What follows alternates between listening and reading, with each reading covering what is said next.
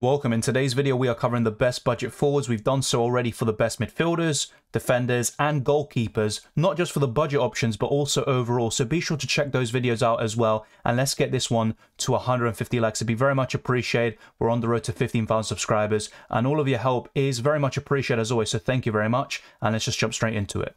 The first forward that we're covering today is Lyle Taylor, and he has started 3 out of 5 games in pre-season, and he scored twice versus Hertha Berlin. Last season in the Championship for Birmingham, he scored 8 goals and got 2 assists in 32 matches. So some very impressive stuff. 11.9% ownership, and he is the second most popular 4.5 million option behind Greenwood, and I can see why. The fixtures aren't that great, and we've covered Nottingham Forest assets in pretty much every single other category, but I think Lyle Taylor is a good option, and at 4.5 million, all you want is someone who can come off the bench sometimes, maybe even start some games. I mean, that would be the dream, but realistically, he won't be starting when you've got Taiwo Awoniyi and a few other options around 6 million like Brennan Johnson, but he mainly plays as an attacking midfielder and as a winger, so Lyle Taylor isn't, it's not that unlikely that he's going to get some minutes and get some starts in the striker position. He's kind of the second, third choice there, so keep an eye on that one. Sam Surridge actually just returned from injury, which won't help Taylor that much, and he also scored, so keep an eye on that one, but Taylor should be the third choice, and he can get some minutes there from the bench. Nottingham Forest do play over 2 striker formation occasionally. They have been doing that a lot in pre-season, and I do like the look of Lyle Taylor. Cameron Archer is in my team as my 4.5 million option sitting on the bench, and he came off the bench twice in pre-season, and he scored against Brisbane Roar, and he also came off the bench against United. He's kind of the third choice behind Danny Ings and also Ollie Watkins, but keep an eye on Archer. In the future, he could become the main Villa striker. We're talking about in a few years, really, but in the meantime, he could get some minutes coming off the bench. I wouldn't expect him to start games unless there are injuries to the main strikers. He got 7 goals and 1 assist last season in the Championship, and in all competitions, he got 20 goals and 5 assists, as you can see there. His ownership is only 3.6%, which I like because it also means it's less likely for him to go down in price, and at one point you might want a third striker that you want starting, maybe someone like Martial, and if you need that 0.1 million and Archer happens to go down, or anyone else really in the budget 4.5 million options, that's not going to be ideal, but the fact that Archer is less likely to do so is another kind of plus point for him. Some good fixtures, but once again, I'd only expect him to come off the bench if anything. No starts for the time being, but Archer's one to keep an eye on for the future for sure. He's currently one of my favourite budget options in the forward position. Dennis Undav could be very promising. Now, in terms of pre-season, he's only started 2 of a possible 4 matches, and he has scored,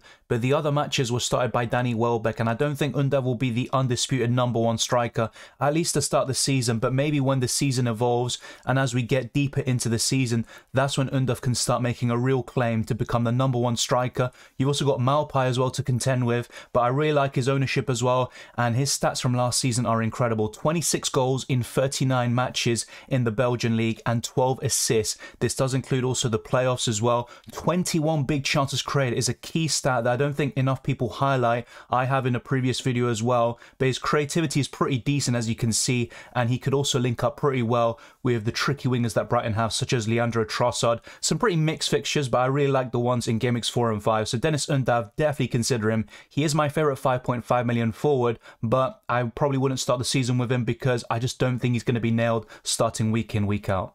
Brennan Johnson's one of the best options on paper from the newly promoted sides, and he has some good stats from the last campaign. 16 goals and 9 assists in 46 matches, nothing special, but he did come up clutch with 2 goals in the playoffs. His ownership is only 3.1%. You've also got the signing of Taiwo Awoniyi, who could really help Brennan Johnson as well with the creativity and the assists, but I wouldn't expect huge things in terms of FPL points and goals and assists, but he's a decent 6 million option for sure.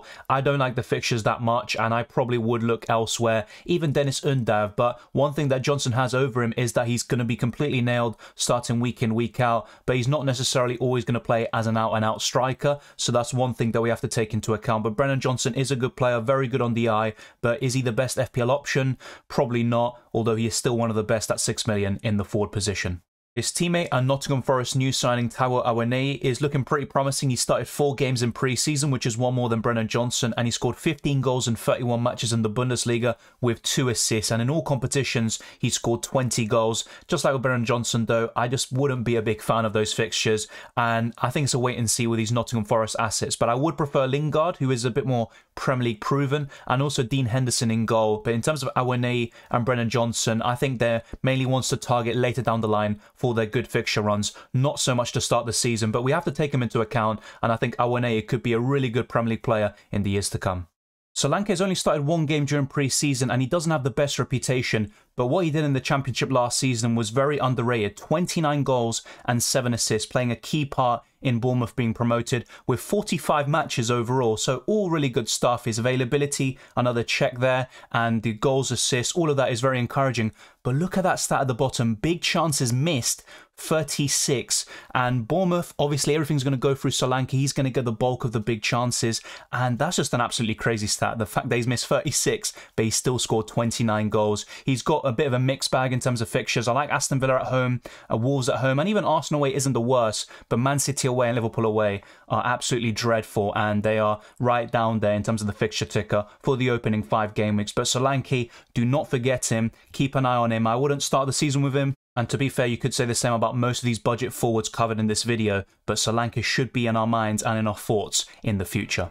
Bryan Mbeumo has been reclassified this season. He was a midfielder. I think he started at 5.5 million and now he's a 6 million forward, and I think he could be pretty decent. He mainly got assists in the last campaign with 7 and only 4 goals, but he has some good underlying numbers. His XG is 8.47 and he had 12 big chances and he hit the woodwork so many times. I think only Lionel Messi in the top 5 leagues hit the woodwork more times. And in terms of other stuff to really mention with Mbeumo, he has started 3 games in pre-season and he scored against Stuttgart and he scored 119 FPL points last campaign with a 2.8% ownership at the moment. But I think it's pretty decent. I like the fixtures a lot for Mbeumo, and I'm seeing a lot of people actually shifting from Tony to Mbeumo just for that extra million that you can gain and spend in another position. And Tony hasn't looked that good in preseason so far, at least in terms of goals and assists. At least Mbeumo has that goal already in the bag, but once again, it's only pre-season. I think Mbeumo's worth mentioning and considering. He's a bit of a Premier League proven player. He didn't have a great season by any stretch of the imagination, but he has the underlying numbers and I think he could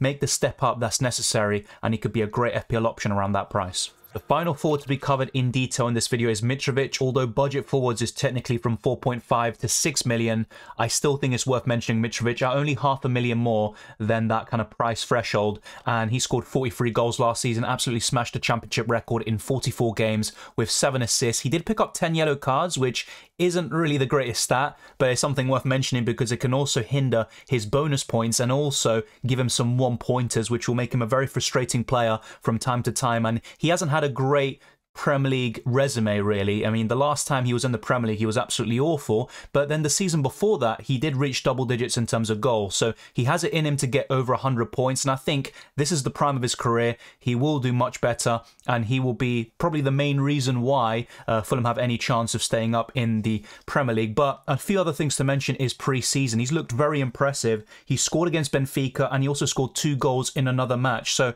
I'd actually really highly recommend Mitrovic if you're looking for a 6.5 million forward. But once again, a bit of a reoccurring theme, not to start the season because game week 1 against Liverpool, yes, Mitrovic could score, but the ceiling is very low. And Arsenal away in game week 4 isn't the best fixture either. And the other games are decent, but nothing spectacular. But I have to say, Mitrovic could be the fixture-proof player from the newly promoted sides. He's in the form of his life, and he's looking like a great FPL option. Now, 2 players I just want to briefly mention, just to have them, in the conversation before we wrap up this video, is the new signing for Southampton, Seydou Mara, at 5.5 million, and he scored 6 goals in 28 games. Only 8 of them were starts, though, but he's just one maybe to put out there and keep in mind. And the other one is Luke Plange at 4.5 million, Crystal Palace forward, and he scored a hat-trick versus Ipswich Town, so he's another one that's really popular amongst your teams. And remember, there are some rating your teams videos out on the channel, so be sure to check that out. But those are 2 other forwards I wanted to mention, but I don't think we should go all out for them yet, and I still prefer the other forwards that we've mentioned in detail in this video, but that's just still worth mentioning and they could be great options in the future. But thank you very much for watching. If you enjoyed this video, be sure to smash the like button and subscribe if you're new. Let's get this video to 150 likes, and you can also follow me on Twitter and Instagram, DylanRCM, and subscribe to the channel, hit the notification bell so you never miss a single upload, as we're on the road to 15,000 subscribers. So thank you very much for all your support. You can also become a Patreon or a channel member. The links are in the description below. The same goes for the FPL League and the Discord server. So all the best of luck for the new season. I hope you enjoy the summer break, and I'll see you next time.